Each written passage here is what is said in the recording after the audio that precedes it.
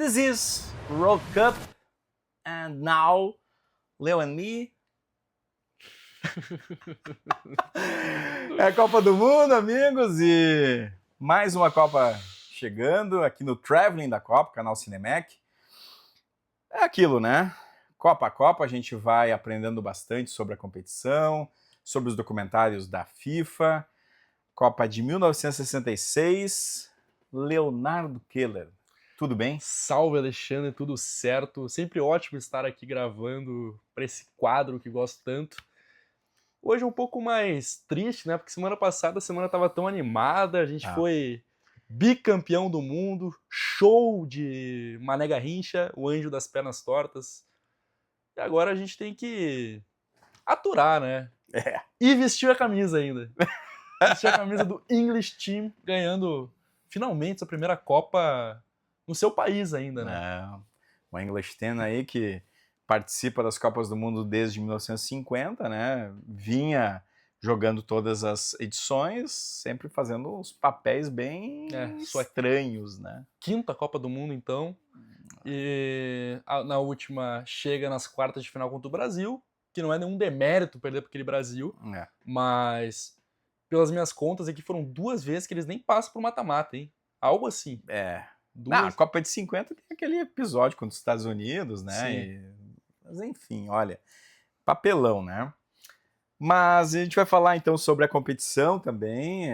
Até antes daqui a gente gravar, eu falava pro Leonardo, pô, seria legal ver hoje uma Copa do Mundo realizada na Inglaterra, né? Ou no Reino Unido, quem sabe, né? Porque além deles... seria legal. Porque além da Inglaterra criar as regras do futebol, né, as primeiras, a gente tem hoje o melhor futebol do mundo lá. A principal competição. A principal competição clubes, do mundo, né? mais competitiva, é a Premier League, né, da Inglaterra. Então eu acho que podia ter uma Copa lá. E o pessoal acompanha, eu não acompanho, né? Eu torço pro meu Fulham lá e é isso. Modesto. Eu sou Manchester United. Manchester United. Não, tem jogadores na... Vou falar um pouquinho. Na seleção de 66, né? Mas seria legal, porque os estádios são modernos, né? Há toda uma ideia, né, O pessoal ama futebol, né? Londres é uma das cidades, aí, junto com Buenos Aires, eu acho que as 2 cidades que tem mais grandes estádios e grandes clubes, né, por metro quadrado. Então, seria legal ver uma competição desse porte lá, né? Teve as Olimpíadas em 2012, né? Mas, enfim... ficou mais em Londres, né? A Copa poderia, né, ter mais amplitude aí em outras regiões, né? Próprio Liverpool, Manchester, né? E como eu falei, né, os jogos também em Glasgow, né? O pessoal também é apaixonado por futebol na Escócia. Não sei, né? Fica a ideia, tá? Fica a ideia aí daqui uns 8 anos... rei, né? Pro rei aí, né? Promover isso aí futuramente. Daqui uns 8 anos, quando eles se candidatarem para sediar, a gente vai... Acho que depois da Copa da Arábia Saudita podia ser lá, né? Pode ser. Volta pra, bom, se eles assistirem o Traveling da Copa, eles vão. Eles vão, né? Eles vão ter essa ideia. Então tá, saberemos. Bom, o documentário, então, de 66, ele tá nesse DVD aqui, né, que é personalizado, ele sempre traz o troféu, né, que tá em disputa, que é a taça Gilles Rimet, né, o Brasil era bicampeão até então, a Itália e o Uruguai bicampeões, e a Alemanha Ocidental tinha ganho um título. E o documentário se chama Gol, simples assim. Apenas. Gol, no Brasil, né? A edição original é Gol, The World Cup, né? E foi dirigido por Ross Devenish e Abdin Dino. E é o tipo de documentário que dá para ver o dedo do roteirista, né? Tem um roteirista trabalhando nisso, porque eu acho que é o primeiro documentário mais, assim, feito para ser lançado numa tela de cinema, né? O anterior tinha um pouco dessa estrutura, mas esse aqui tem uma organização, tem um cuidado também com o uso da cor. Primeiro documentário colorido, né, o que dá uma diferença, né, porque não é uniformes escuros contra uniformes claros, né? Esse foi o fator principal para chamar mais a minha atenção ainda pro documentário, porque além disso, o jogo de câmeras ali do próprio jogo de futebol é diferente. É diferente. Tem o zoom no jogador, tu consegue ver, diferenciar bem cada um, os times, o estilo de jogo. É como se Faltou fosse uma câmera na linha do gol só, a gente vai chegar nesse momento, né? Mas nem precisava, né? Não precisava, é tão escancarado que não precisava. Chegaremos lá. Chegaremos lá. E o documentário, então, ele traz isso, né? Tem toda uma ideia pensada, estruturada. É uma equipe nova que está fazendo aqui, uma equipe britânica que está fazendo a gravação. Ele tem, inclusive, momentos, a abertura, né? Assim, são distribuídos por um estúdio norte-americano. Tem uma série de questões que o documentário vai acabar abordando. E eu acredito que, quando passou nas telas de cinema de Londres, ou do Reino Unido como um todo, ou da Inglaterra como um todo, né? Eu imagino que o pessoal foi em peso ver esse jogo, porque lembramos que já tinha televisão nessa época, mas nada substitui, né, a tela em larga escala, com qualidade de som bom, né? E esse documentário aqui, eu acho que ele celebra isso também. E tem alguns momentos que eu acho legais, né? Por exemplo, ele é um documentário que vai mostrando a chegada também das delegações, né? No aeroporto de Heathrow, né? Em Londres, e vai trabalhando um pouco isso. Mostra outras sedes, mas a maioria da competição eles concentram bastante ali em Londres mesmo. E eu visitei o Wembley novo, tá? Agora, É legal? é legal, e aí que tá, né? Muito dos troféus, das estátuas que estão em volta do estádio celebram esses campeões de 66, Sim. né? É o único, Então, né? Essa estrelinha aqui, ó, que vocês a estão estrela vendo aqui. solitária aí, para não falar do Botafogo, né? Mas é um templo do futebol realmente, mesmo que tenha se modernizado ao longo dos tempos, né? Ele passa uma outra dimensão assim para quem está lá, né? Algo quase inexplicável, assim. Eu acho que isso que eu fui apenas conhecer o estádio, não fui em jogo, né? Acho que em jogo a atmosfera é outra, inclusive, né? Mas eu vou começar perguntando pro Leonardo se tu gostou primeiro. Tu gostou do documentário ou não? Eu gostei. Tu destacou o uso da O cor, fato né? da cor chama muito mais atenção para quem gosta de assistir o jogo, para quem quer fazer algumas observações sobre os jogadores, sobre essas diferenças da época. E eu gostei. Gostei do documentário. Como eu falei, Tu já tinha eles visto alguma... ressaltarem tu já tinha visto imagens dos jogos? 66. Não, algum vídeo que outro que você pela internet do Bob Charlton, mas eu não tinha visto um jogo, detalhes do jogo, lances do jogo, enfim. Primeira Copa que eu fui assistir jogo, não porque eu tava nascido, né? Mas a Copa de 70 eu assisti os jogos do Brasil. Tá. Já. Eu assisti os jogos, eu me lembro bem assim de alguns jogadores, tanto que Acho que na pandemia mostrou alguns jogos isso que eu ia completos, falar, né? na pandemia eles fizeram uma série de jogos, né? Porque não tinha partidas atuais. E eles mostraram, eu não sei se é só com a Copa de 70, mas teve uma semana que eles passaram todos os jogos da Copa de 70 do Brasil, né? E eu assisti todos. É bizarro o que o Pelé fazia. Só que o Brasil nessa Copa do Mundo tava desmantelado. Eram jogadores que tinham parado, o Newton Santos tinha parado, o Didi tinha parado. Bom, chegaremos lá. A base da seleção. Chegaremos lá no semana que vem, né? Copa de 70, semana que vem. Mas 66, então... eu acho que assistir um documentário como esse te ajuda... porque ele é um documentário mais longo em relação aos outros, né? Ele tem quase 2 horas. É um filme. É um filme, não né? que os outros não sejam filmes. É um filme... Mas na sala de cinema, eu acho que a experiência seria diferente, seria mais próximo, assim, do que a gente tá acostumado. Porque o jogo final ali são 20 minutos, 20 e poucos minutos, o jogo final, ele mostra vários lances. Muito destacado, né? E claro que vai mostrar, né, as seleções. Como é que foi a Copa, né? A estrutura? Quantas seleções eram? Eram 16 times, né? Como habitual. Aí 10 europeias, que é o padrão parecido também com as outras. A Inglaterra, que era a sede, né? Itália, Alemanha Ocidental, que a gente vinha destacando, a Alemanha Ocidental vinha bem nos últimos anos. Hungria, bem nos últimos anos. Suíça.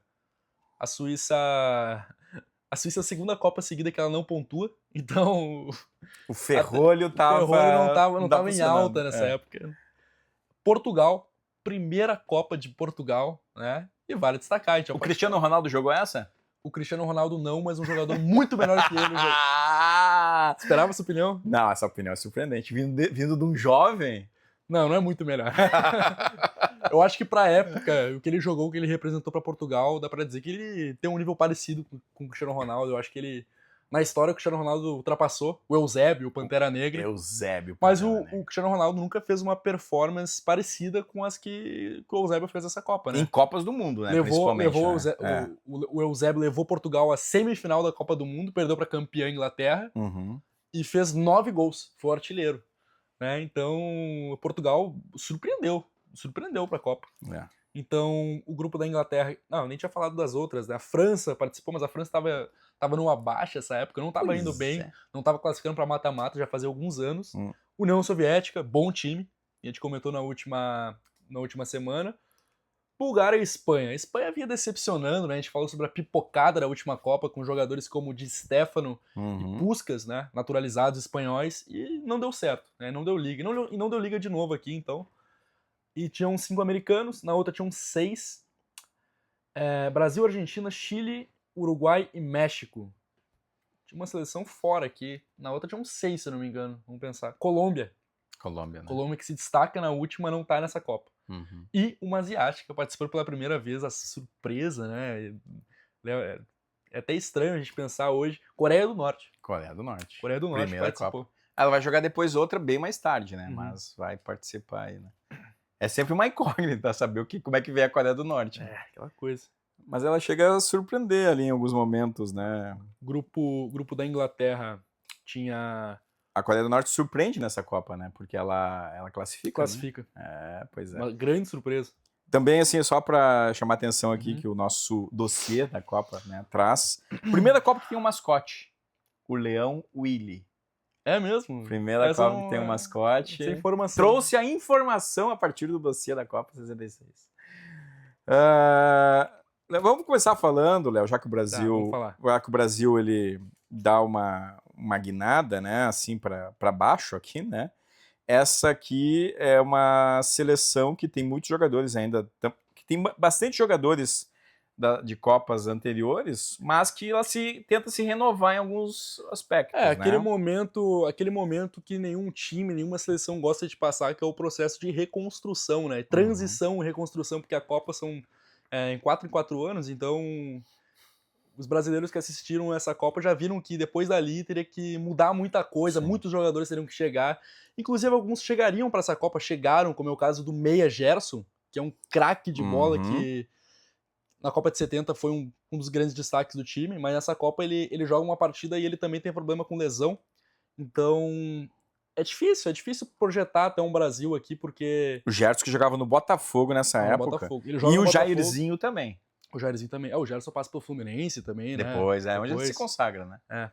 Então, é um time que muitas vezes é misto, sabe? Não tem um titular definido ali, tirando o Garrincha, tirando o Jairzinho. Aí o Pelé começa a Copa e se machuca, né? Muito daquilo que a gente vinha falando sobre a ausência de cartões, de advertências por parte dos juízes. O Pelé apanhava muito, passou 2 Copas basicamente fora porque ele apanhava e se machucava, né?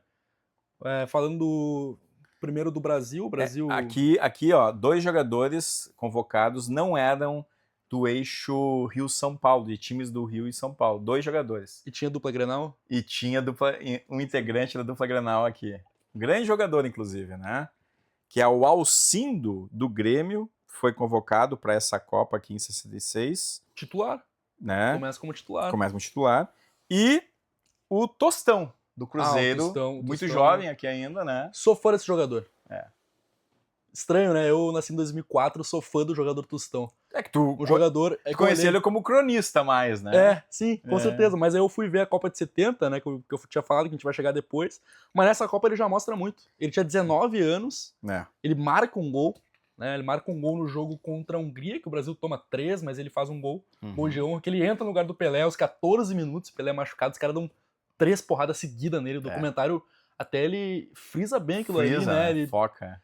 Tem uma tensão, a música diminui, o som... Cinema, né? Cinema, né? Aí, cara, ali é cinema. Esse aqui parece bem cinema mesmo. O narrador falando, Pelé toma 3 porradas, vai ter que sair, não sei o que. Aí, Tostão que era um garoto e era um jogador à frente do tempo, né? A gente vinha falando sobre os atacantes que passavam despercebidos pelo grande público, né? Que era muito focado no Pelé, no Garrincha. E o Tostão é um desses caras. Ele era um jogador muito inteligente que, infelizmente, teve que se aposentar precocemente né? Ele toma uma bolada no olho, né? Ele tem que É. se aposentar com, se eu não estou enganado, são 26 anos. Com 26 anos ou 27 ele vai ter que parar. Né? Mas era muito bom jogador. E ele estreia nessa Copa. Né? E o Brasil... Vamos lá, Brasil, então. Jogos do Brasil. Tem aquela informação que eu já te falei antes. Tu vai trazer agora? Eu vou trazer agora porque eu vou ter que... o Brasil cai muito cedo, né? Não dá tempo da gente chegar na final. Se o Brasil chegasse na final, eu conseguia segurar até o fim a informação. Então traz. Mas a audiência tá sedenta pela informação, porque o Brasil começa a Copa do Mundo vencendo a Bulgária por 2-0, tá? 2-0 contra a Bulgária. E acontecem 2 gols. Um gol do Pelé de falta e outro golaço do Garrincha de falta, tá? Eles não sabiam. O Brasil não sabia, o mundo não sabia. Mas seria a última partida onde Pelé e Garrincha jogariam juntos. Tá? Então acabou aquela parceria ali que a gente viu ao longo dos anos. E a seleção tava acabada ali, né? Depois o Pelé machuca e não tem mais de onde tirar. O Garrincha tenta jogar sozinho, mas ele também não joga todos os jogos. Acho que ele tem um problema também. E a informação que mais me impactou é que é o seguinte: essa parceria de longos anos gerou 40 partidas juntos, 36 vitórias, 4 empates e nenhuma derrota. Foram 55 gols da dupla em 40 jogos. Essa informação. 44 do Rei Pelé e 11 do Mané Garrincha. Isso aí é absurdo, né? Isso é absurdo. Cara. Messi Suárez, naquela época. Naquela época do... A do Barcelona? Barcelona 2015, talvez. Duplas que a gente pode comparar. Cristiano Ronaldo e Benzema não dá pra comparar. Acho que não. Não, essa aí é melhor. Romário e Bebeto. Só que essa aqui em gols, em partidas vencidas, não tem comparação. Não, invencibilidade. Loucura, né? Os loucura, caras eram cara. diferentes. Loucura, cara. E aí, sem Pelé, Garrincha meio baleado, aquela coisa. Seleção caindo aos pedaços nesse momento aqui. O Tostão com 19 anos assumindo o ataque. Os volantes eram Denilson e Lima, que chegaram para essa Copa, também eram jovens. Substituindo a lendária dupla de Zito e Didi. Nilton Santos tinha se aposentado, Djalma Santos com 30 e lá vai pedrada de ano, 37, se eu não estou enganado. Gilmar jogando mais uma Copa, a terceira dele. Então, Brasil acaba aqui, né? Então, acaba é forte, né? Acaba o ciclo aqui. O ciclo. Tanto que na época eu imagino que o povo ficou sem tantas esperanças para a próxima Copa. Até porque o ciclo teria que ser renovado muito rápido. E um jogador chamado Pelé teria que chamar a responsabilidade desse time, né? Tomar as rédeas da situação, até porque ele seria mais velho na próxima Copa. Então a gente já vai pensando na pressão que o Brasil sentiu depois desse fracasso. Né? Porque aqui nós temos também um outro detalhe, que é a primeira vez que o treinador repete, né, de uma Copa para outra. Né? Na verdade, ele volta da Copa de 58 para treinar a seleção em 66. Perfeito. Que é o Vicente Feola, né? Só que o tempo mudou Dessa vez também. Não deu certo, ele achou que ele tinha o grupo na mão dele. É o Renato Portaluppi do tempo, né, cara? Aquele cara que volta pra resolver. Não, eu conheço a casa. Tanto que ele convoca o Bellini, os caras jogadores, foram né? bem criticados, né? O Bellini tinha sido capitão em 58. Então, cara, aquela coisa, né? O ciclo tinha acabado. Eu acho que pra gente trazer pros dias atuais, eu acho que o Brasil não teve um momento assim nos últimos anos, porque jovens jogadores acabaram surgindo muito mais no futebol europeu recentemente, né? Então tu vê a seleção com alguns jogadores mais velhos. Por exemplo, acho que o Thiago Silva é capaz de ser convocado para essa Copa de 26. Mas ele é um cara que tem 40 anos, né? Só que tem Marquinhos, que é mais jovem um pouco, tem outros jogadores mais novos, no ataque principalmente, Endrick, Estevão. Nessa época era difícil tu achar novos jogadores. E os que foram achados, né? Tinham alguns muito bons, tipo o Tostão, que tinha 19 anos, foram colocados na fogueira naquele momento, porque o resto do time ou estava machucado, ou tinha se aposentado, ou estava muito envelhecido. Então o ciclo do Brasil acaba aqui, né? O Brasil vence Bulgária e depois perde 3-1 para a Hungria. É aí que tá o problema, né? Que daí fica na obrigada no último jogo a fazer aí uma vitória contra Portugal, né? E Eusébio. Porque a Bulgária foi o saco de pancadas do grupo, né? Ela bateu muito nos jogadores, bateu, mas perdeu todos os jogos, né? Agora, o Brasil, então, ele perde para a Hungria e vai obrigado aí para O ganhar grande de time do Portugal, Pois é. que no fim era comandado pelo Pantera Negra, como a gente vinha falando, o Eusébio, um craque de bola, que fez 2 gols no Brasil nessa partida e não teve nem chance. O Rildo desconta pro Brasil. Sinceramente, eu não faço ideia de quem seria esse jogador, que time ele tava, o Rildo. O Rildo eu acho que é também do time do Botafogo, também é do Botafogo. Enfim. Botafogo tinha muitos jogadores. Acho que foi um dos. Era o time da época, né? Eu acho que um dos times que mais teve jogadores convocados para as Copas, viu? É não tenho informação, mas. É que o Botafogo nessa época era o grande time, né?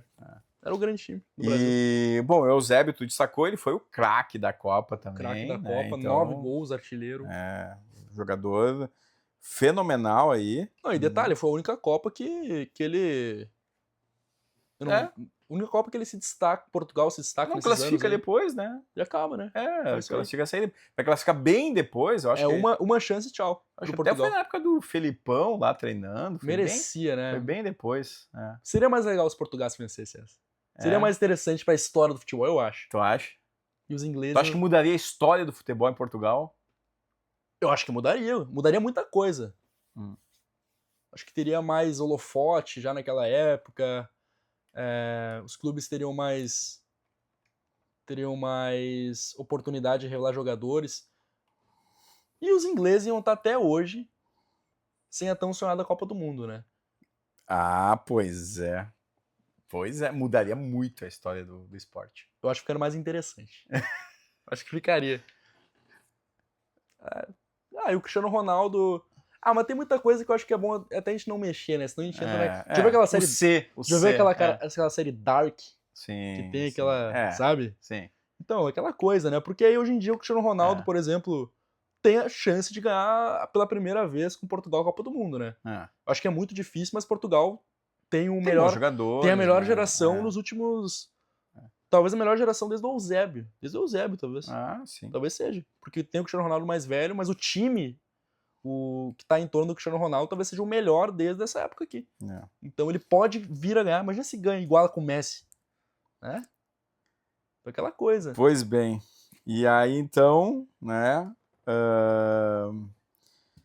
O jogo que se destaca aqui, né, nesse calendário, nesse dossiê, né? É Portugal e Brasil, o melhor jogo da Copa que foi eleito, né? 62 mil torcedores. Um 3-1. Goodson Park em Liverpool. Um 3-1 com o Brasil mal das pernas foi o melhor jogo da Copa. É isso. Decepcionante. Pra mostrar que a Copa teve até jogos ok, assim, mas não teve, assim, um jogaço. Eu acho assim, que isso diz muito sobre o estilo de jogo da Inglaterra, porque geralmente o campeão, ele se impõe muito mais sobre os outros. Vamos começar a falar da Inglaterra, então. A Inglaterra tinha um estilo de jogo mais defensivo, mais inteligente até, na época. Mais conservador. A rainha foi ver o jogo? A rainha foi ver jogos. Foi. E ela gostou? Olha, infelizmente... Gostou, né? Ela sorriu. Né? Se eu não me engano, o Muhammad Ali vai no jogo. O Muhammad Ali vai no jogo, né? Vai na final, né? Que era o Cassius Clay naquela época. Ele ainda não era o Muhammad Ali. Ainda não era. Que é um dos maiores, se não o maior boxeador da história. Mas antes de chegar na Inglaterra, vamos só falar um pouquinho mais de Portugal, porque tem um jogo aí que eu acho que é interessante. A gente falou da Coreia do Norte, né? E a Coreia do Norte, talvez seja... Eu acho que esse é o melhor jogo da Copa. Porque assim, ó, o improvável acontece. Esse jogo é melhor. Porque a Coreia do Norte, um azarão completo, sai ganhando o jogo que é das quartas de final, né? Quartas de final da Copa do Mundo. Coreia do Norte teve 3-0. 3-0 pra Coreia do Norte. Eu não lembrava disso, que bom que tu lembrou. 3-0 pra Coreia do Norte. E aí, cara? Detalhe, 22 minutos de jogo. É inexplicável. Imagina os jogadores brasileiros olhando aquilo, né? Coreia do Norte fazendo 3-0, 20 e poucos minutos de jogo. Não, e detalhe, o Eusébio faz 2 no primeiro tempo, vai pra 3-2 no intervalo. Ele volta e faz mais 2. mais 2 no segundo tempo. E o Eusébio, a artilharia tá aí, ó, explicada. Ó. E o José Augusto faz o quinto. Então 5-3. 5-3. José Augusto, que não é o cantor, né? Não, é o... Tá. Então, 5-3 para Portugal, jogaço, né? E nas quartas de final, o outro lado tinha Inglaterra e Argentina, olha só. Argentina que na época né? Não, mas a Inglaterra ganhou de 1-0 só. 1-0. É que tá. A Inglaterra tava jogando mal. A Inglaterra, ela vai jogar bem na semifinal. Sim, contra Portugal. Contra Portugal, justamente, nesse lado, Não, e detalhe, né? O jogo da Inglaterra contra a Argentina talvez tenha a maior polêmica aí, né? Entre as várias, porque a Inglaterra teve vários. Se vocês olharem os documentários, vocês podem tirar as próprias conclusões que. A expulsão do cara da Argentina? Expulsão, mas são todos os jogos, se a gente for ver, tem alguma coisinha que favorece minimamente que seja a Inglaterra, alguma falta ou outra ali. Você está sugerindo que essa Copa foi comprada? Não sei se comprada, mas com alguma certa uma certa pressão tendenciosa pelo lado inglês, pelo British Team, sabe? Eu não sei se comprada, até porque a Inglaterra tinha um grande time também, mas eu acho que tinha outras seleções que poderiam vencer a Copa do Mundo, talvez seria até mais interessante, né? Como a gente vinha falando, a gente citou o caso de Portugal aqui, mas falando desse, não fugindo do assunto aqui, falando sobre essa polêmica que eu comentei, isso, é que o jogador argentino, o Antônio Ratin, que não é aquele apresentador, ele foi expulso na partida, né? O árbitro na súmula disse que ele basicamente encarou ele, olhou ele de cima para baixo, alguma coisa assim, que não fazia muito sentido, né? Não tinha uma explicação muito plausível e ele foi expulso. E a informação é que ele foi o primeiro expulso em uma partida entre seleções no Wembley, né? Primeiro expulso no Wembley em uma partida entre seleções. Olha só. Então, muito por conta dessas decisões polêmicas na Copa seguinte, como a gente comentou tanto nessa semana, agora a gente tinha falado quanto semana passada, a gente fala sobre os cartões, né? Os cartões amarelos e vermelhos são colocados em pauta, são trazidos para a Copa do Mundo, porque vira uma terra de ninguém, né? Pode bater à vontade, tem vários lances ali onde os jogadores se machucam, tem lesões sérias e não são advertidos, ficam na conversa ali. E em alguns momentos como esse, o árbitro decide mandar o cara embora. Não foi com a cara do cara. E mandou embora, sabe? Não tem nenhum amarelo para dar ali uma regra mais bem estabelecida como devia ser, né? Aí em 70 a coisa melhora muito. Sim. Então a Argentina aí é eliminada pela Inglaterra e do outro lado da chave tinha uma outra seleção sul-americana disputando, que era o Uruguai. O Uruguai aí que levou 4-0 da Alemanha. E o Uruguai que tinha classificado, o Uruguai tinha classificado no grupo da Inglaterra, né? Tinha passado aí pelo México e pela França. O Uruguai entre trancos e barrancos ali, né? Porque a gente vinha falando do Brasil agora, sobre o ciclo ter encerrado, o Uruguai estava em outro ciclo, né? Nem se comparava com aquela seleção da década de 30, que era uma potência, né? Então, o Uruguai tem 2 expulsos aqui nesse jogo contra a Alemanha Ocidental. Também. Que vale ser destacado. Mas eu acho que já não. Eu acho que a Alemanha. A Alemanha ia ganhar de qualquer jeito. É muito superior, né? Era muito superior. Muito superior. Beckenbauer e o. Craque de bola. O Seller também, né? O Siller. O Beckenbauer acho que tá na minha seleção. Isso aqui é outra pauta pra vídeo, né? Acho que ele tá na minha seleção de todos os tempos. De Copas? De jogadores de todos os tempos. De jogadores? Eu acho que se montar uma formaçãozinha legal, dá pra colocar o Beckenbauer. Olha. Acho que dá pra colocar. E essa é a primeira Copa Porque dele. Porque ele faz dupla função. Ele é volante. Ele é volante, ele é terceiro zagueiro, ele pode ser líbero, né? É o líbero, né? Mas ele. É a primeira Copa, ele tinha 23 anos, se eu não tô enganado. Ídolo máximo do Bayern de Munique, né? E elimina o Uruguai, que já estava muito enfraquecido. O Beckenbauer que só jogou em grandes clubes na carreira, né? Que é o Bayern de Munique, o Cosmos de Nova York e o Hamburgo. Hamburgo, né, cara? Ele se aposenta em 82 ali do Hamburgo, né? Sim. Por pouco ele não joga contra o time gaúcho também, né? Em 83. Né? Bom, voltando, né? Aí o Renato Portaluppi ia ser mais difícil pro Renato Portaluppi, né? Mas enfim. Do outro lado, aí para jogar contra a Alemanha, União Soviética, com o seu goleiro fenomenal, chamado Yashin. Como eu falei, um dos grandes goleiros da história, e não é o meu goleiro. O Beckenbauer pode estar no meu time ideal, meus 11 ideais de todos os tempos, o Beckenbauer pode estar. Tem grande chance de estar. O Yashin não tá no meu. Tá, tudo bem. Mas pra época ele era... Ele foi revolucionário pro futebol, né? Posicionamento, leitura de... Enfim, leitura, né? Quando a bola vem, ele já tá bem posicionado. Ele joga melhor a Copa de 66 do que da de 62, né? Assim, se a gente for. Sim. 62 ele tem umas falhas aí, mas 66 ele joga um pouco melhor, eu acho. Pois é. A União Soviética ganha da Hungria de 2-1 e aí vai para a semifinal Alemanha contra a União Soviética e Inglaterra contra Portugal. Os dois jogos foram 2-1. 2-1 para a Inglaterra contra Portugal, 2-1 para a Alemanha contra a União Soviética. A Inglaterra mostrou que minimamente merecia ser campeã. Que ela apresenta melhor um bom jogo futebol. da Inglaterra. Ela apresenta um bom futebol contra o competente Portugal. Ela monta uma estratégia para anular o Eusébio, para controlar mais o jogo, porque eles tinham um jogo mais chato. Até hoje a Inglaterra tem um estilo mais assim, tem as Copas no início dos anos 2000. O chuveirinho, né? No início dos anos 2000 ali que tu via o Beckham marcando lateral, aquele 4-4-2 chato da Inglaterra. Mas, enfim, é aquela coisa, né? Nessa Copa aqui, eles sobressaíram. E montaram uma estratégia certa para anular o Eusébio, que era o craque da Copa. E deu certo. Qual foi o jogador que marcou o Eusébio aí?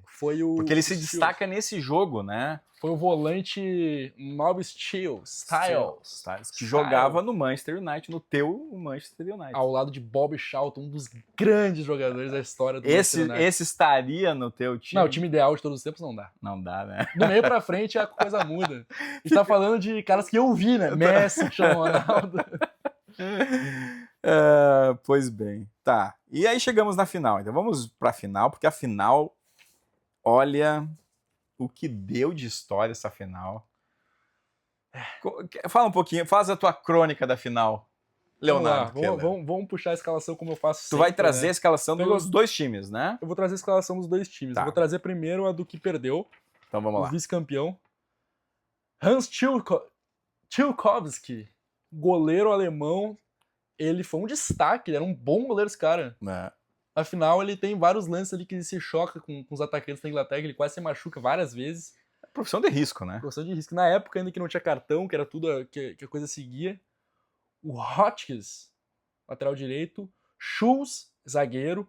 Wolfgang Weber, era um nome em alta, né? Wolfgang. Esse nome não tem como ler, lateral esquerdo.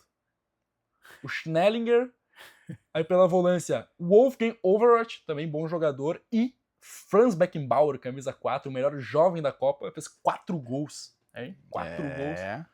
Aí a gente tinha o Emmerich na ponta esquerda. O Held, camisa 10. O Seller, camisa 9 e capitão. E o Seller, né? E o Haller, vice-artilheiro da Copa do Mundo. E grande destaque, talvez, aqui dessa Copa aqui para a Alemanha. 6 gols marcados, e era um ponta direita que tinha muita qualidade, chegava bem na área, finalizava bem. E... Bom, vamos falar então... Treinador Helmut Schön. Esqueço do treinador. Helmut Schön, treinador da Inglaterra. Alemanha.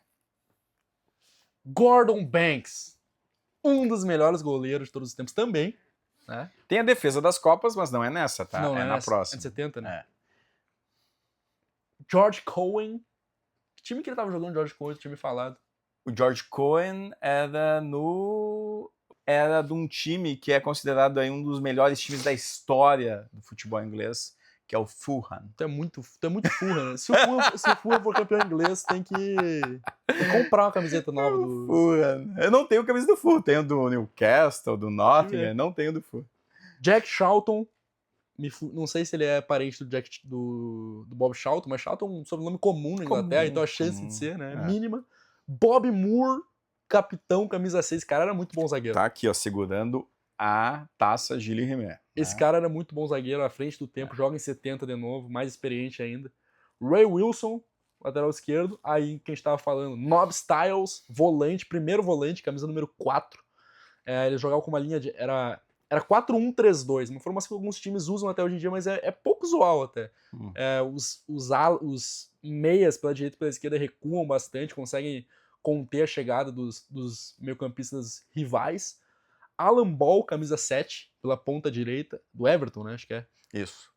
Bob Charlton, camisa 9, melhor jogador, 3 gols marcados na competição, fora as assistências, fora as articulações dele no jogo, a importância dele naquele meio-campo, que ele era um meio armador, né? Tem gente que acha que ele é um 9, Tu lembra daquela brincadeira que o pessoal fez com o Endrick? Não sei se tu lembra. Que sim. o Endrick falou, perguntaram pra ele, qual é a tua referência? Diz uma referência tu no esporte, ele, Bob Charlton. Endrick com 18 anos.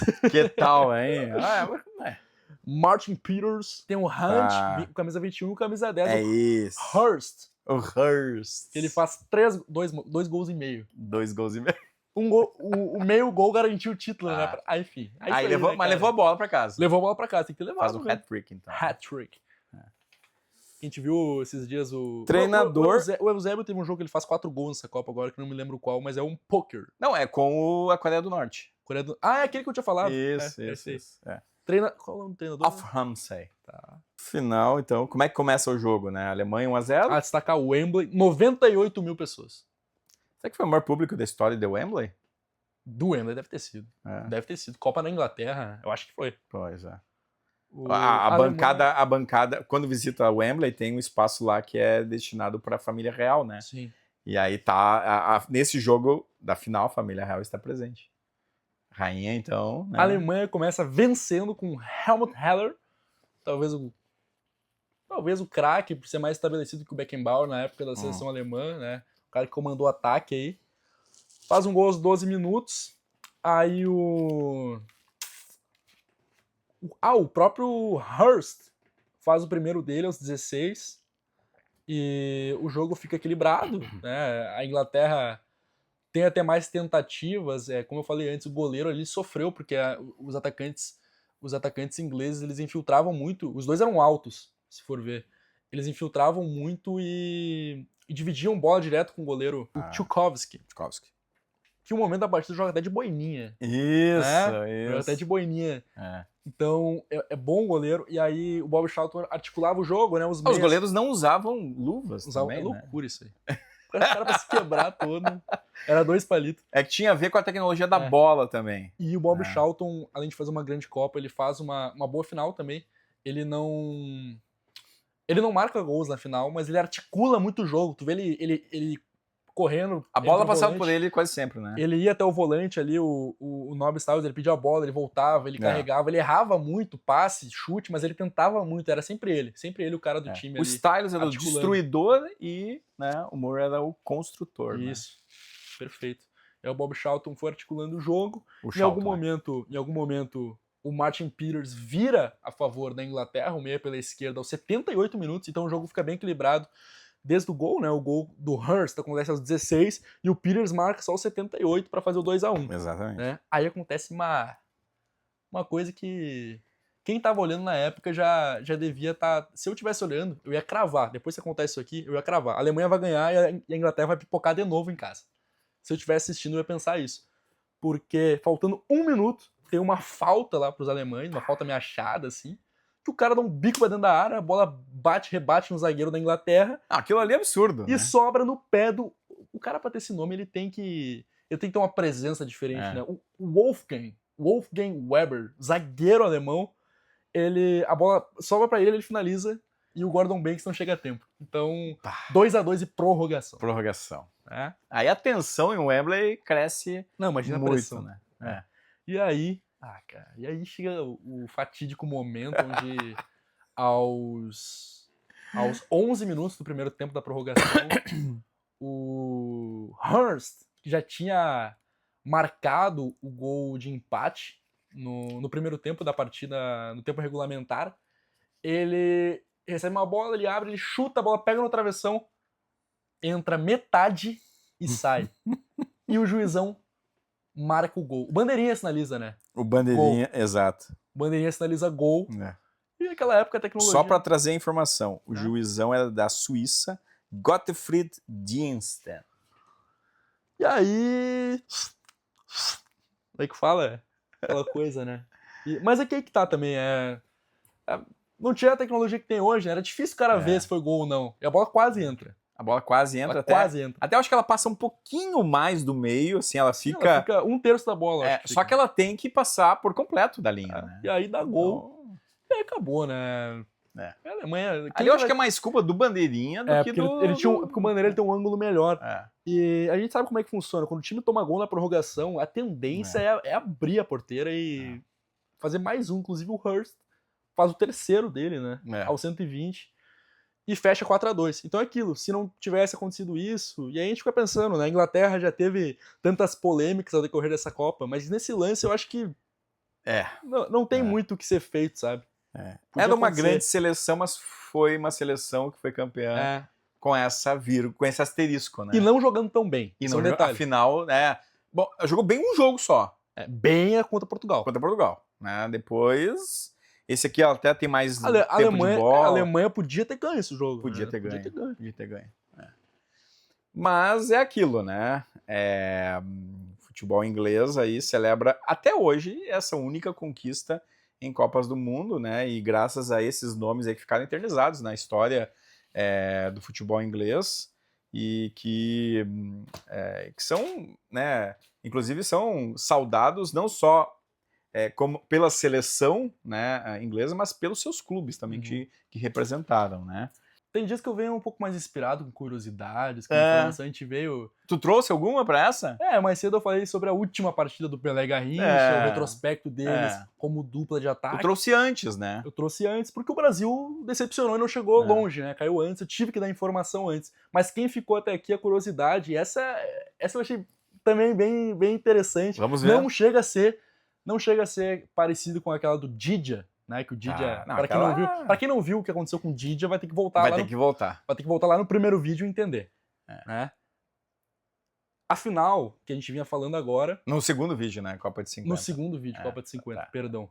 É a única final, até hoje, a acontecer num sábado. Tá? É a única final até hoje a acontecer num sábado. Essa é boa. Porque a igreja anglicana proibia atividades físicas nos domingos. E os jogos das finais costumavam ser nos domingos. Até hoje, geralmente era um domingo. Tanto que é a única da história que acontece num sábado. Não teve jogos da Copa no domingo. Não teve jogos, sempre pulava o domingo. Né? Nenhum jogo aconteceu lá. Mas a pergunta que fica, será que os ingleses respeitaram o dia santo do domingo, não comemorando a conquista da Copa do Mundo? A gente entra naquela questão, Será que os pubs ingleses ficaram vazios nesse dia? Tu já visitou alguns pubs ingleses lá? Fui em alguns. É maravilhoso, né? Vendo um joguinho... Dá até saudade. Joguinho Fulham e Liverpool, um domingo à tarde. Impressionante. Os caras... É uma piada os caras torcendo. Tá, a gente tava falando sobre as transmissões. Transmitida em 20 países europeus pra TV. É um grande avanço. Tá. Eu tinha comentado contigo sobre isso. Os profissionais da Televisa, na época do México, que é a maior emissora do México... Já prevendo a próxima Copa, então. Eles previam a próxima Copa... eles já sabiam que a próxima Copa seria no México, eles seriam a sede, e eles foram fazer estágio na BBC do Reino Unido. Eles foram, os caras lá, os produtores, eles foram ver como é que eles transmitiam pra chegar na Copa de 70 e não fazer feio, né? Então tem essa curiosidade, essa relação. Uma informação também é que o goleiro mexicano Antônio Carvajal, não é o lateral Carvajal, aquele outro, ele quebrou o recorde. A gente tava falando sobre longevidade nessa época, que era difícil o cara jogar 3, 4 Copas. Eu falei do Gilmar, que jogou 3, talvez 4, talvez tenha sido convocado para 4, mas 3, no máximo 4. Esse goleiro aqui, o mexicano Antônio Carvajal, ele quebrou o recorde na época. Ele jogou 5 Copas do Mundo, né? 66. Ele vinha jogando desde 50 no Brasil e joga até 66. Então, muita história com a seleção do México. Que seria a sede da próxima Copa, como tu já destacou. Sim. Né? E aí foi batido. Olha poucos jogadores bateram o recorde dele. É uma curiosidade. A gente tava falando sobre longevidade, jogadores que jogam várias Copas. A gente lembra do Messi, Cristiano Ronaldo, mas olha só. Lothar Matthäus, ele bate na França em 98. Aliás, ele iguala, né? Jogadores que igualam. Igualam o goleiro do México, que jogou 5. O Matthäus, alemão também, muito polivalente. Lothar Matthäus, muito polivalente, zagueiro, volante, meia. Jogava muito. Ele para na França em 98 e lá ele alcança a 5ª Copa do Mundo. O Buffon no Brasil em 2014, muito longevo também, jogou 5 Copas do Mundo. O Messi e o Cristiano Ronaldo no Catar em 2022, jogam a 5ª Copa do Mundo. Aí olha os mexicanos, Rafa Márquez, zagueiro, completa a 5ª Copa do Mundo na Rússia em 2018. Andrés Guardado e o grande Guillermo Ochoa, né, goleiro que tem muita história com a camisa do México, ele completa a quinta também. Os dois, o Guardado e o Ochoa, completam a quinta no Catar em 2022. E foi isso. Nenhum jogador de futebol masculino conseguiu jogar 6 Copas do Mundo. Teremos esse ano.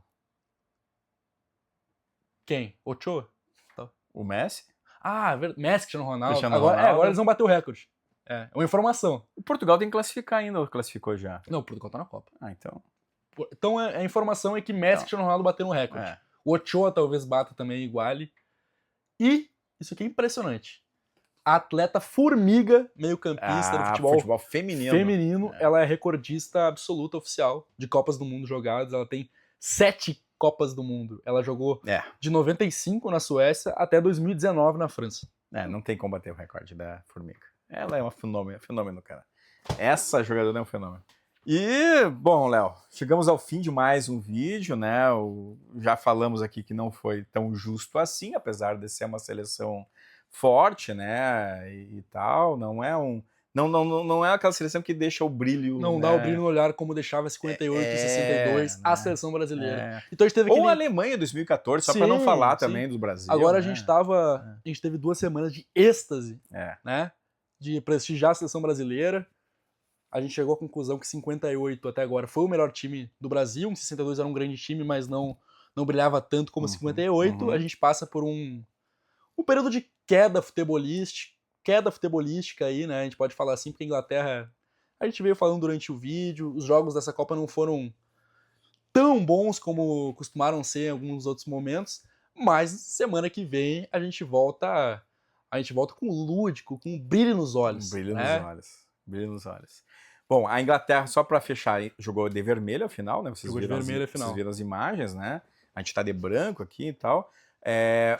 Também, nessa década de 60, além do futebol inglês conquistar a Copa do Mundo, nós tivemos aí o fenômeno da bitomania, né? Que era algo que levava gerações, assim, e até hoje se fala dos Beatles. Também os Rolling Stones e outras bandas de rock surgiram nesse contexto, né? Então é um período, assim, digamos, de grandes feitos aí para a Inglaterra, né? E além disso, o cinema inglês também está em alta nesse momento, né? Tem filmes ingleses que vencem o Oscar nessa época. O novo cinema britânico, né? Que é como eles chamam, né? A nova onda do cinema britânico. Antes da gente encerrar o vídeo, eu tenho uma última informação que eu acabei de me lembrar, que ela vai ser a informação do Traveling da Copa daqui. Tá, então a gente vai fechar. Antes da informação do Léo, não esqueça de curtir, compartilhar, deixar lá nos comentários se você conhecia os jogadores dessa Copa de 66. Mas assim, essa informação é o seguinte, eu vou passar ela e eu vou me levantar instantaneamente. Eu nem vou conseguir ficar aqui para dar o tchau do vídeo, tá? Acontece que depois da semifinal da Copa do Mundo de 66, a delegação inglesa, os jogadores, a comissão técnica fizeram uma reunião depois daquele grande jogo e eles jogavam em casa, né? Então eles jogariam de branco. Só que a decisão final chegou após uma conversa, né, que o Bob Charlton teve com o treinador, que ele fala o seguinte: cara, eu acho que a gente tem que mudar a cor. Eu acho que a gente tem que mudar. Parece mentira, tá? A gente tem que mudar o uniforme da seleção. Tem um grande clube no Rio Grande do Sul que tem se destacando cada vez mais. Eu acho que a gente tem que homenagear o melhor time do Rio Grande do Sul, o maior time do Rio Grande do Sul. A gente vai jogar de vermelho, graças ao Internacional. Piadas à parte, esse foi o Traveling da Copa. Até a próxima semana.